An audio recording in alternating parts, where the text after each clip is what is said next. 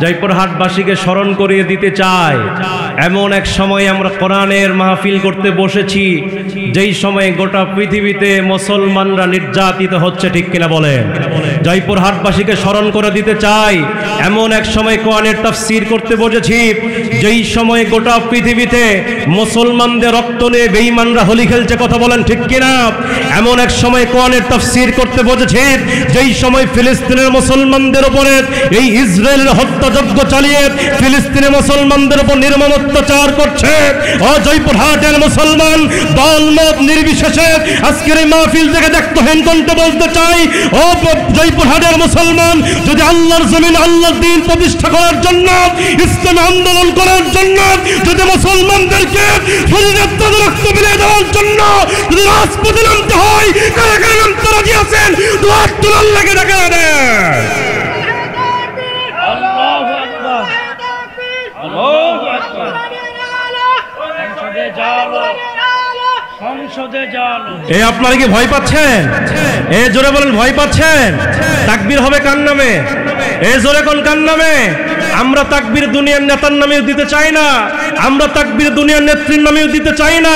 তাকবীর হবে রবের নামে, যেই রব নিজেই বলেছেন অরব্বাকা ফাকাব্বির, তোমরা তোমার রবের নামে তাকবীর দাও। সুতরাং তাকবীর আছে যেখানে মুসলমান আছে। নারাই তাকবীর, আল্লাহু আকবার, নারাই তাকবীর। সবাই সবাই নারাই তাকবীর, আল্লাহু আকবার, নারাই তাকবীর। দেখা দাও ও গো নবীজি, তোমারি দিদারের আশায় মোরা আছি। আল্লাহু আকবার বলেন। দেখা দাও ও গো নবীজি, তোমারি দিদারের আশায় মোরা আছি। দু চোখ জুড়ে দেখবো পয়গম্বর, নারাই তাকবীর, আল্লাহু আকবার। জোরে নারাই,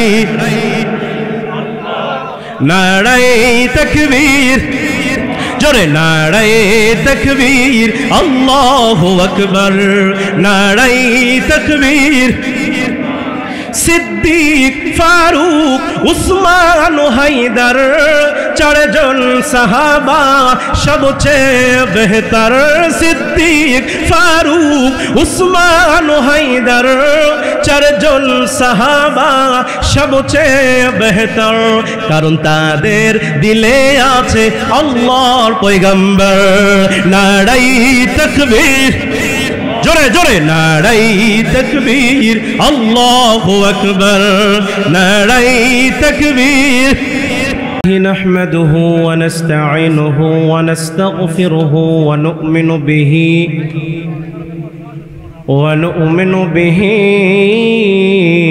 ونتوكل عليه ونعوذ بالله من شرور أنفسنا ومن سيئات أعمالنا. من يهد الله فلا مضل له ومن يضلله فلا هادي له. ونشهد أن لا إله إلا الله وحده لا شريك له. ونشهد أن سيدنا وسندنا وحبيبنا ومولانا محمدا عبده ورسوله الذي أرسله بالحق بشيرا ونذيرا وداعيا إلى الله بإذنه وسراجا منيرا. فقد قال الله تعالى في كلامه المجيد وفرقانه الحميد: أعوذ بالله من الشيطان الرجيم. بسم الله الرحمن الرحيم. الرحيم ولقد آتينا لقمان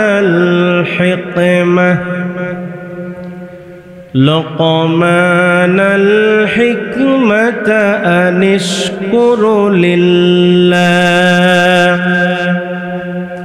ومن يشكر فإنما يشكر لنفسه ومن كفر فإن الله غني حميد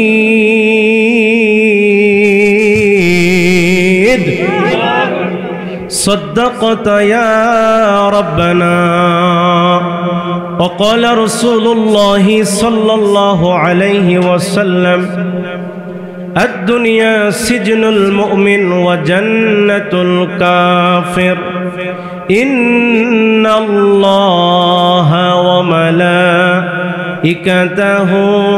يصلون على النبي يا أيها الذين آمنوا صلوا عليه وسلموا تسليما সবাই দরুদ ইব্রাহিম পড়েন اللهم صل على محمد وعلى آل محمد كما صليت على إبراهيم وعلى آل إبراهيم إنك حميد مجيد اللهم بارك على محمد وعلى آل محمد كما باركت على إبراهيم وعلى آل إبراهيم إنك حميد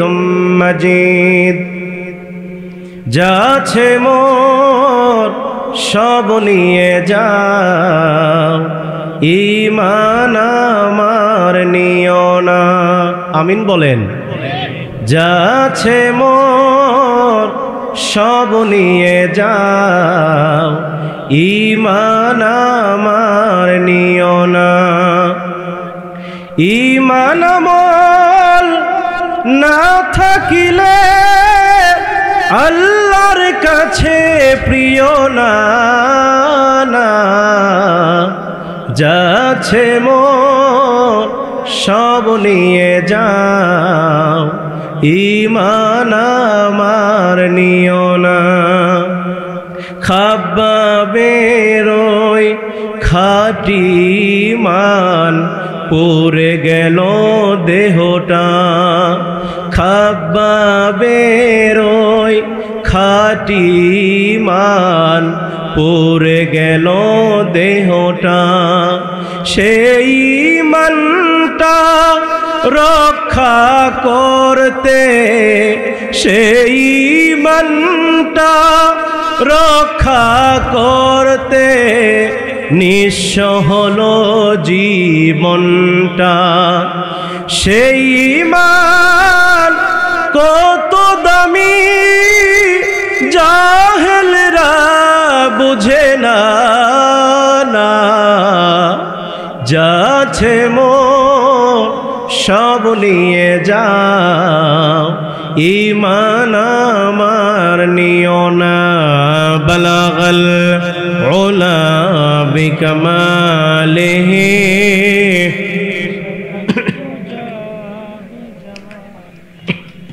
حسنت جميع خصاله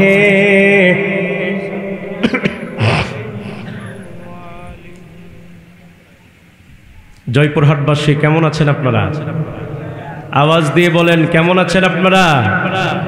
আজকের এই মাহফিল আসতে পেরে বসতে পেরে আপনারা খুশি না বেজার? আওয়াজ দিয়ে বলেন খুশি না বেজার?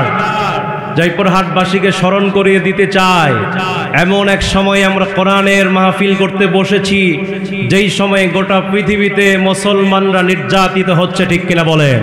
জয়পুরহাটবাসীকে স্মরণ করে দিতে চাই, এমন এক সময় কোরআনের তাফসীর করতে বসেছি যেই সময়ে গোটা পৃথিবীতে মুসলমানদের রক্ত নিয়ে বেঈমানরা হোলি খেলছে, কথা বলেন ঠিক কিনা? এমন এক সময় কোরআনের তাফসীর করতে বসেছি যেই সময় ফিলিস্তিনের মুসলমানদের উপরে এই ইসরায়েলের হত্যাযজ্ঞ চালিয়ে ফিলিস্তিনের মুসলমানদের উপর নির্মম অত্যাচার করছে।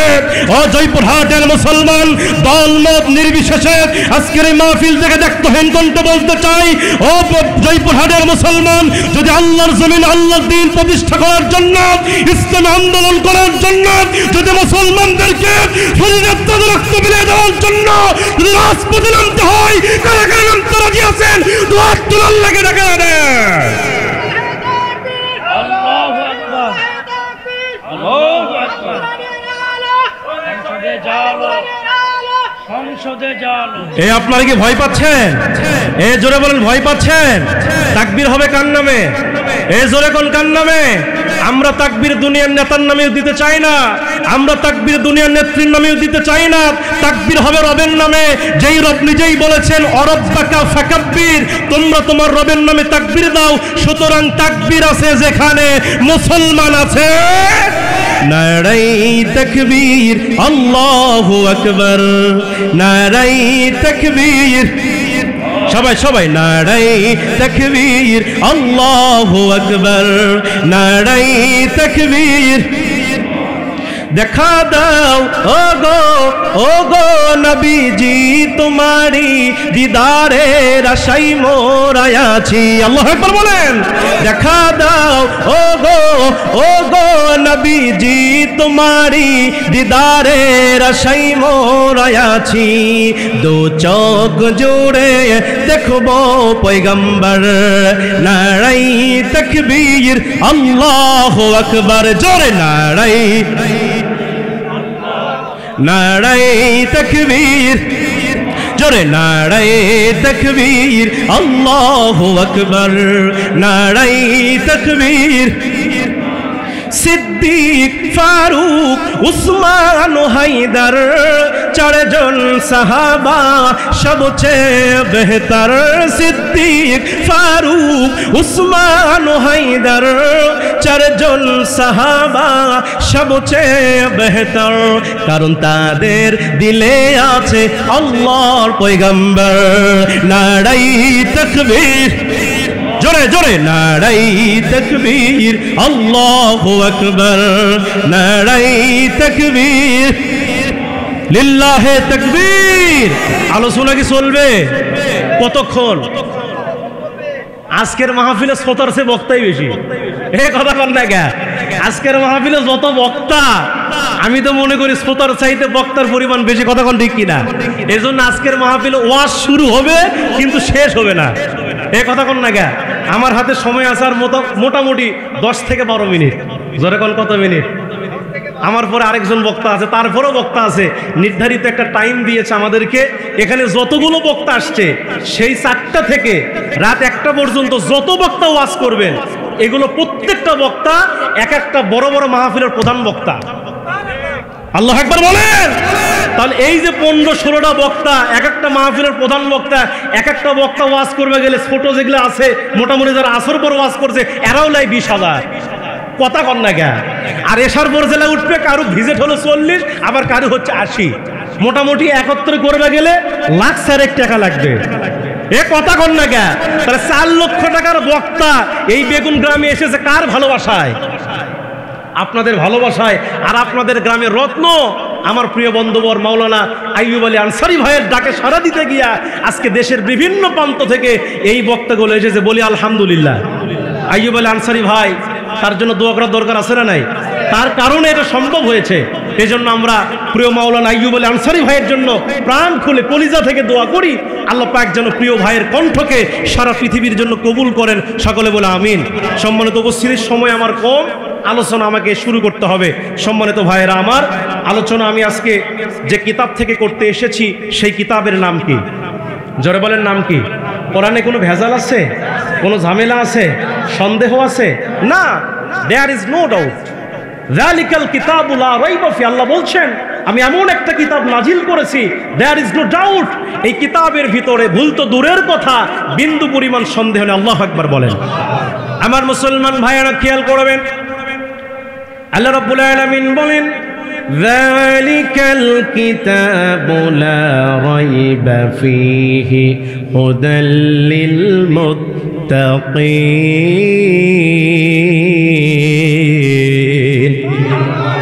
আল্লাহ রাব্বুল আলামিন বলছে বান্দারে আমি এমন একটা কিতাব নাজিল করেছি, এমন একটা কোরআন তোমাদের উপরে দিয়েছি, যেই কোরআন ভুল তো দূরের কথা, এই কোরআনুল কারীমের ভিতরে বিন্দু পরিমাণ সন্দেহ নাই। আমরা আল্লাহকে প্রশ্ন করলাম, আল্লাহ আপনি ভেজাল মুক্ত কোরআন এই পৃথিবীতে নাজিল করলেন, আপনার কাছে জানতে চাই আপনি এই কোরআনটা দুনিয়াতে নাজিল করেছেন কেন, কি জন্য নাজিল করেছেন? রব্বুল আলামিন সূরা ইব্রাহিমের 1 নম্বর আয়াতে কারিমার মধ্যে বলছেন, রব্বুল আলামিন বলছেন কিতাবুন আনজালনাহু ইলাইকা লিতুখরিজান নাসা মিনাল যুলুমাতি ইলান নূর। আল্লাহ রাব্বুল আলামিন বলছেন বান্দারে এই কিতাবটা কেন নাজিল করলাম, এই কিতাবটা কি জন্য তোমাদেরকে দিলাম, এই কোরআন কি জন্য আল্লাহ পাঠিয়ে দিয়েছেন? এই পৃথিবীতে যেই সকল মানুষগুলো অন্ধকারের মধ্যে পড়ে আছে, যেই সকল মানুষগুলো জাহান্নামের পথে চলে গিয়েছে, এই সকল অন্ধকারের মধ্যে পড়ে থাকা মানুষগুলোকে এই কোরআনুল কারীম আলোর পথ দেখাবার জন্য এই পৃথিবীতে নাজিল করেছে। এবার আমরা আল্লাহকে প্রশ্ন করলাম, আল্লাহ আমরা বুঝলাম আপনি কোরআনটা অন্ধকারের মধ্যে পড়ে থাকা মানুষগুলোকে আলোর দিকে নিয়ে আসার জন্য নাজিল করেছেন, আপনার কাছে জানতে চাই এই কোরআনটা আপনি কেন নাজিল করেছেন, কোন মাসে নাজিল করেছেন? আমরা যদি আল্লাহকে প্রশ্ন করি আল্লাহ কোরআনটা কোন মাসে নাজিল করেছেন, রব্বুল আলামিন সুন্দর করে বলেন শাহরু রমাদানাল্লাযী উনজিলা ফীহিল কুরআন। আল্লাহ রাব্বুল আলামিন বলছেন এই কোরআনুল কারীমকে আমি আল্লাহ রাব্বুল আলামিন রমজান মাসে নাজিল করেছি। তাহলে রমজান মাসে কোরআন নাজিল হবার কারণে রমজানের দাম বাড়ছে না কমছে? জোরে কোন বাড়ছে না কমছে? আমার মুসলমান ভাইয়েরা, কোরআনুল কারীমের নাজিলের কারণে আমার নবীজির মর্যাদা বেড়েছে, কোরআন নাজিল হবার কারণে রমজান মাসের মর্যাদা বেড়েছে। এই কোরআন যদি আমরা আমাদের জীবনে বাস্তবায়ন করতে পারি, আমাদের জীবনে যদি আমল করতে পারি, আমাদের জীবনের আমাদের সম্মান ইজ্জত বাড়িয়ে দিবেন তিনি কে? জোরে বলেন তিনি কে? কিন্তু ভাইয়েরা আমার, এই কোরআন মানতে গিয়া আজকে গোটা পৃথিবীতে মুসলমানরা নির্যাতিত হচ্ছে, কথা কোন ঠিক কিনা? এই কোরআন মানতে গিয়া নবী রাসূলুল্লাহ নির্যাতিত হয়েছে। আমার রাসূলকে মিথ্যা মামলা দিয়ে আমার রাসূলকে 1 নয় 2 নয়, আমার রাসূলকে প্রায় 3 বছর জেলের ভিতরে বন্দী করা হয়েছে, ঠিক কিনা বলে? সুতরাং আজকেও যারা কোরআনের হক কথা বলতে যাবে, আলা লাহুল খালকুল আম, সৃষ্টি যারা আইন চলবে তার, এর পক্ষে আজকেও স্লোগান দিলে একদল নাস্তিকেরা আলিমদের বিরুদ্ধে কথা বলে, আমরা কি তা মেনে নেব? ও মুসলমান ভাইয়েরা, আল্লাহ পাকের সাহায্য আসবেই। যেমন ফেরাউন টিকে থাকতে পারে নাই, আবু জাহেল টিকে থাকতে পারে নাই, আজকেও পৃথিবীতে যারা কোরআন বিরোধী শক্তি আছে এরা কি টিকে থাকতে পারবে? আমার মুসলমান ভাইয়েরা, ফেরাউন খোদাই দাবি করেছে। ফেরাউন নিজেকে আনা রব্বুকুমুল আলা, আমি তোমাদের বড় খোদা, নিজেকে খোদা বলে দাবি করেছে। কিন্তু মুসা ফেরাউন থেকে খোদা মেনেছে। খোদা মেনেছে কাকে? জোরে বলেন। এবার ফেরাউন যখন তাগুত হয়ে গেল, ফেরাউন যখন সীমা লঙ্ঘন করল, আল্লাহ পাক মুসার উপর আয়াত নাজিল করলেন, ইজহাব ইলা ফিরআউনা ইন্নাহু তাগা, হে মুসা যাও ফেরাউনকে কালেমার দাওয়াত দাও। ফেরাউন তো তাগুত হয়ে গেছে, তো দেব ঠিক আছে, কিন্তু আমার জিহবা তোতলা। জিহবা কি? জিহবা তোতলাকে জিহবা ঠিক করে দেন। এবার আল্লাহ রাব্বুল আলামিন ডাকতে বলছে মুসা রে, তোর জিহ্বা তোতলাক, আমি আল্লাহ পাক তোর কণ্ঠকে সুন্দর বানায় দিলাম। শুধু তাই নয়, তোর অন্তরের ভিতরে প্রশস্ততা দিয়ে দিলাম, অন্তরের ভিতরে দয়া দিয়ে দিলাম। আর এখানে শেষ নয়, তোর ভাই হারুনকে আমি আল্লাহ পাক নবুয়ত দিয়ে দিলাম। এবার যা ফেরাউনকে কালেমার দাওয়াত দে। ফেরাউন তাগুত হয়ে গেছে, ফেরাউন সীমালঙ্ঘন করেছে। সাইয়্যিদিনা হযরতে মূসা আলাইহিস সালাম তিনি এবার চলে গেলেন ফেরাউনের রাজ দরবারে। ফেরাউনের রাজ দরবারে যাওয়ার পরে ফেরাউনকে ডাক দেয়া বলছে, ও ফেরাউন, তুমি এই মুহূর্তে পড়ে নাও লা ইলাহা ইল্লাল্লাহ মূসা কালিমুল্লাহ। এক আল্লাহকে রব বলে স্বীকার করে নাও, আর আমাকে নবী বলে স্বীকার করে নাও। যদি এই দুইটা বিষয়ে তোমরা সাক্ষ্য প্রদান করতে পারো, আমি মূসা বলতেছি তোমার মরতে দেরি হবে কিন্তু জান্নাতে যাইতে দেরি হবে না। আল্লাহু আকবার। ও ফেরাউন, তুমি শুধু এই কালেমা একবার উচ্চারণ করো, লা ইলাহা ইল্লাল্লাহ মূসা কালিমুল্লাহ, তাহলে আল্লাহ তোমারে মাফ করবেন, তোমার জন্য আল্লাহ জান্নাতের বরাদ্দ করবেন। এই দাওয়াত যখন হযরতে মূসা আলাইহিস সালাম ফেরাউনকে দিচ্ছিল, ফেরাউন তখন রাজ সিংহাসনে বসে, ফেরাউন তখন মূসাকে ডাক দেয়, ও মূসা, তোর কালেমার দাওয়াত বন্ধ করে দে। ফাকালা আনা রাব্বুকুমুল আলা, আমি তো তোর খোদা। নাউজুবিল্লাহ কবেন না, আমি তো তোর খোদা, আমার রব বলে স্বীকার কর। এবার মূসা ডাক দেয়া বলছেন, না, তুমি কখনো খোদা হতে পারো না। খোদা তো তিনি, যিনি হুয়াল হাইয়ুল কাইয়ুম, যিনি চিরস্থায়ী চিরঞ্জীব, তিনিই তো খোদা। তুমি কখনো রব হতে পারো না, খোদা হতে পারো না, তুমি একজন সৃষ্টি মাত্র। স্রষ্টা হলেন কে? ফেরাউন তখন রাগান্বিত হলো। তাফসীর ইবনে কাসিরের বর্ণনা, আমি সংক্ষিপ্ত আকারে বলছি, তোমার সময় কম আমার ভাইয়েরা। এবার মূসা যখন ফেরাউনকে খোদা হিসেবে মেনে নিল না, ফেরাউন রাগান্বিত হয়ে গেল। শেষ পর্যন্ত ফেরাউন সিদ্ধান্ত নিয়ে ফেললো, এই মূসাকে যদি আমি দুনিয়াতে বেঁচে রাখি তাহলে আমার খোদাগিরি চলবে, সুতরাং মূসাকে হত্যা করা লাগবে। কি করা লাগবে? এবার ফেরাউন সিদ্ধান্ত নিল যে আমি মূসাকে হত্যা করব। হাজার হাজার সৈন্য তৈরি করলো, সৈন্যবাহিনী তৈরি করে মূসা নবীকে মারার জন্য ফেরাউন বাহিনী তিন দিক দিয়ে আক্রমণ করলো। মূসা আলাইহিস সালামের উম্মত যারা ছিল, মূসা আলাইহিস সালাম উম্মতদেরকে লক্ষ্য করে বললেন, ও আমার উম্মতেরা, তোমরা আমার সঙ্গে দৌড় মারো। এবার মূসা আলাইহিস সালাম তার উম্মতদেরকে নিয়ে দৌড় মারলেন। দৌড়াইতে দৌড়াইতে দৌড়াইতে দৌড়াইতে মূসা আলাইহিস সালাম তার উম্মতেরা এমন একটা জায়গায় ব্রেক হয়ে গেলেন যেখানে ছিল কি সাগর? কি সাগর? লোহিত সাগর। জোরে কোন কি সাগর? লোহিত সাগর, মহাসমুদ্র। মূসা আলাইহিস সালামের উম্মত মূসা নবী ব্রেক দিলেন। সামনের দিকে তাকায় দেখে ফেরাউন বাহিনী আসতেছে, ডান দিকে তাকায় দেখে ফেরাউন বাহিনী আসতেছে, বাম দিকে তাকায় দেখে ফেরাউন বাহিনী আসতেছে। এবার মূসা নবীর যে উম্মত ছিল এরা মূসাকে ডাকতে বলছে, ও মূসা, ও আমাদের পয়গম্বর মূসা, আজকে তো আমরা ধরা পড়েই গেলাম, আজকে আমরা কোথায় পালাবো? ডান দিকে গেলেও ফেরাউন ধরে ফেলবে, বাম দিকে গেলেও ফেরাউন ধরে ফেলবে, পিছন দিকে গেলেও ফেরাউন ধরে ফেলবে, আর সামনে লোহিত সাগর, আজকে আমরা কোথায় পালাবো? আমরা তো ধরা পড়েই গেলাম।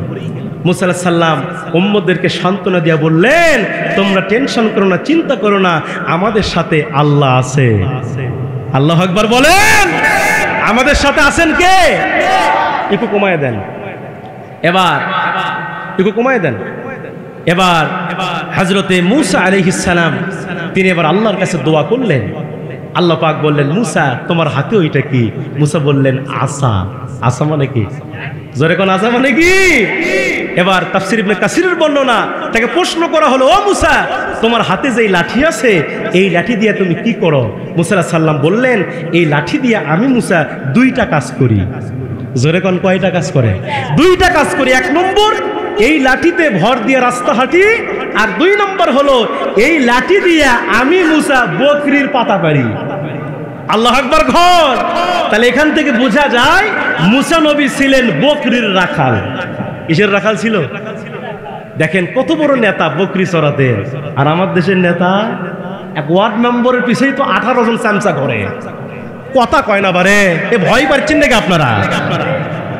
মূসা আলাইহিস সালাম তিনি বলতেছে, আল্লাহ আমি এই লাঠি দিয়া রাস্তা হেঁটে যাই, এই লাঠি দিয়া বকরির পাতা বেড়ে বকরিকে খাওয়াই। এবার সাইয়্যিদিনা হযরতে মূসা আলাইহিস সালাম সংক্ষিপ্ত আকারে বল, যেহেতু আমার সময় নাই, আমাকে বিস্তারিত বর্ণনা করতে গেলে অনেক সময় লাগবে।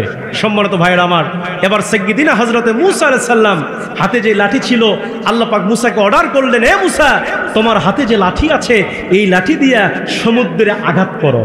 মূসা ডাকদা বলছে, আল্লাহ আঘাত করলে কি হবে? আল্লাহ বলে, মূসা কথা কম, আঘাত করেই দেখো আমি আল্লাহ কি বানায় দিই। আল্লাহু আকবার গো। এবার সাইয়্যিদিনা হযরত মূসা আলাইহিস সালাম তার হাতে যে লাঠি ছিল, লাঠি দিয়া যখন লোহিত সাগরের মধ্যে আঘাত করেছে, বাড়ি মেরেছে, বাড়ি মারার সঙ্গে সঙ্গে আমার আল্লাহর কুদরতে ওই লোহিত সাগরের ভিতরে 1 নয় 2 নয় 3 নয় 12 খানা রাস্তা বের করেছে। আল্লাহু আকবার। মূসা আলাইহিস সালামের মুখের মধ্যে মুস্কি মুস্কি হাসি, আর উম্মতদেরকে বলছে, উম্মতেরা দেখো আমার আল্লাহ আছে। আল্লাহু আকবার। আমার মুসলমান ভাইরা খেয়াল করে শুনবেন, সাইয়্যিদিনা হযরত মূসা আলাইহিস সালাতু ওয়াস সালাম উম্মতদেরকে ডাক দিয়ে বলছে, উম্মতেরা রে দেখো আল্লাহর সাহায্য আসমান থেকে নাজিল হয়ে গেছে। এবার আমরা এই লোহিত সাগর দিয়ে হেঁটে হেঁটে আমরা ওই পার হয়ে যাব। এবার হযরত মূসা আলাইহিস সালাম উম্মতদেরকে নিয়ে লোহিত সাগর দিয়ে রওনা করা শুরু করলেন। যাইতে যাইতে সমুদ্রে যখন মাঝখানে চলে গেছে, এমন সময় ফেরাউনের যারা অনুসারী ছিল এরা ডাকদা বলছে, ও খোদা ফেরাউন, এত সুন্দর রাস্তা কে বানালো? ফেরাউনকে আমি বানাইছি। নাউজুবিল্লাহ কর। ফেরাউন বলতেছে আমি বানাইছি। যদি এই কথা ফেরাউন না বলে তাহলে তার খোদাগিরি কি টিকবে? খোদা হিসাবে মানবে? এই জন্য ফেরাউন বলতেছে, উম্মতেরা রে এই রাস্তা আমি নিজেই বানাইছি। উম্মতেরা ডাকদা বলছে, খোদা ফেরাউন, এত সুন্দর রাস্তা যদি আপনি বানায় থাকেন তাহলে উদ্বোধন কিন্তু আপনাকেই করা লাগবে। উদ্বোধন ফিতা কিন্তু আপনাকেই কাটা লাগবে। এবার ফেরাউন তখন দুইটা চিন্তা করলো, কোনো সমস্যা নাই তো? ফেরাউন তখন চিন্তা করলো, যদি এই রাস্তা দিয়ে হাঁটি, যদি সমুদ্রের মাঝখানে গিয়া দুই ধারের পানি যদি এক জায়গায় হয়ে যায় তাহলে আমি ফেরাউন শেষ। আর যদি রাস্তা দিয়ে এই মুহূর্তে না হাঁটি, কেউ আমারে খোদা হিসাবে মানবে, ক্ষমতার চেয়ার থাকবে না। আগে চেয়ার বাঁচায়, এ কথা কোন না, পরে যা হয় আগে চেয়ার বাঁচালে। ফেরাউন নিজের চেয়ার, ক্ষমতার চেয়ার টিকিয়ে রাখার জন্য এবার তিনি লোহিত সাগর রাস্তা দিয়ে হাঁটা শুরু করলেন। মূসা নবী যখন কিনারায় উঠে গেছে, ফেরাউন বাহিনী সমুদ্রের মাঝখানে, আল্লাহ জিব্রাইলকে ডাক দিয়ে বলতে, জিব্রাইল এবার তুমি তোমার খেলা শুরু করো। আগে হয়েছে কোয়ার্টার ফাইনাল, আগে হয়েছে সেমিফাইনাল, আজকে হবে ফাইনাল ম্যাচ। তার মানে খেলা হবে। এ জোরে কোন খেলা হবে? আল্লাহ বলে, জিব্রাইল খেলো ফেরাউনের সঙ্গে। এবার জিব্রাইল যখন দুই ধারের পানি দিয়ে সাঁটা মারে, ফেরাউনের নাকের মধ্যে মুখের মধ্যে যখন পানি দেয়, ফেরাউন তখন বলতেছে, আল্লাহ আমি আপনার উপর ঈমান আনলাম। ঠেলার নাম, জোরে কোন ঠেলার নাম? এই বাংলাদেশে কুখ্যাত নাস্তিক ছিল নবী শামসুর রহমান। মুয়াজ্জিন যখন আজান দিতে নাস্তিক বলতো, হে কাকের জাতেরা তোরা কাক কাক কর, তোদের কাক কাক আওয়াজ ভালো লাগে, মুয়াজ্জিনের আজান আমার সহ্য হয় না। নাউজুবিল্লাহ কবেন না? মুয়াজ্জিন যখন আজান দিতে নাস্তিক বলতো, যেমন পতিতা বেশ্যাবৃত্তিরে যারা করে এরা যেমন খরিদ্দারদেরকে ডাকে, মুয়াজ্জিন নাকি পতিতাদের মতো আহ্বান করে। নাউজুবিল্লাহ কবেন না? এই নাস্তিক মারা যাওয়ার পরে জানাজার নামাজ কে পড়াবে? আপনাদের এলাকায় মানুষ মারা গেলে কে জানাজা পড়ায়? মসজিদের ইমাম, মুয়াজ্জিন। কথা কোন ঠিক কিনা? এবার স্থানীয় ইমাম সাহেবের কাছে আসা হলো, এসে বলতেছে, আমাদের কবি শামসুর রহমান মারা গিয়েছে, হুজুর আপনাকে জানাজার নামাজ পড়াতে হবে। হুজুর তখন মনে মনে চিন্তা করলেন, যেই লোকটা সারা জীবন আজানকে গালি দিয়েছে, কোরআনকে গালি দিয়েছে, সেই নাস্তিকের জানাজা আমি একজন আলিম হয়ে কেমনে পড়াবো? ইমাম সাহেব তখন একটু হিকমত প্রয়োগ করে বলতেছে, দেখেন জানাজা তো পড়াবো ঠিক আছে, কিন্তু আমার একটা সমস্যা আছে। জোরে কোন কি আছে? কইছে, হুজুর আপনার আবার কি সমস্যা? কইছে, দেখেন আমার এমন একটা রোগ হয়েছে, কয়েকদিন ধরে আমার ওযু থাকতেছে না। কি থাকতেছে না? মানে ওযু করলে ওযু চলে যায়। এবার লোকজন শক্ত করে ধরে বলতেছে, ইমাম সাহেব আপনার সমস্যার কথা বুঝতে পেরেছি, আপনার মসজিদের মুয়াজ্জিনকে দেন। ইমাম সাহেব মুয়াজ্জিনকে ডাক দিলেন আর বললেন, মুয়াজ্জিন সাহেব যাও এই কবি শামসুর রহমানের জানাজার নামাজ পড়াও। এবার মুয়াজ্জিন সাহেব তিনি চিন্তা করলেন, যেই নাস্তিক সারা জীবন আজানকে গালি দিয়েছে, আমি মুয়াজ্জিন হয়ে সেই নাস্তিকের জানাজা কিভাবে পড়াবো? মুয়াজ্জিন তখন কইছে, হুজুর আমি যাব না। আল্লাহু আকবার কর। হুজুর আমি যাব না। মুয়াজ্জিন যাবেন না, তাকে জোর করে টেনে নিয়ে গেছে। মুয়াজ্জিন বাধ্য হয়ে নাস্তিকের জানাজার নামাজ পড়াইছে। জানাজা শেষ, পরের দিন সকালবেলা এলাকার কিছু হক্কানি আলেমরা মুয়াজ্জিনকে শক্ত করে ধরে বলতেছে, হে মুয়াজ্জিন সাহেব, আপনি এত বড় মসজিদের মুয়াজ্জিন হয়ে এই নাস্তিকের জানাজা কেন পড়ালেন জানতে চাই। মুয়াজ্জিন তখন বলছে, হুজুর, উস্তাদের মেয়ের শেষ রাত্রিতে জানাজা পড়াছে ঠিক আছে, কিন্তু ওযু করিনি। এই কথা কোন ঠিক কিনা? আমরা সিদ্ধান্ত নিয়েছি যে ইসলামকে গালি দিবে, কোরআনকে গালি দিবে, দুনিয়া থেকে কিছু করতে পারবো না। এরা মরে গেলে এদের জানাজা হবে, কিন্তু ওযু হবে না। রাজি আছেন কারা কারা? তো হাত তুলার লাগে দেখায় দেয়। লিল্লাহে লিল্লাহি তাকবীর। আল কোরআনের আলো, ইসলামের শত্রুরা, লিল্লাহি তাকবীর। সম্মানিত ভাইরা আমার সময় শেষ। যদি আবার কখনো দেখা হয় প্রাণ খুলে কোরআন থেকে আলোচনা করব। আল্লাহ সে পর্যন্ত আমাদের সুস্থ রাখুক, নেক হায়াত দারাজ করুক। সকলে বলি আল্লাহুম্মা আমিন। ওয়া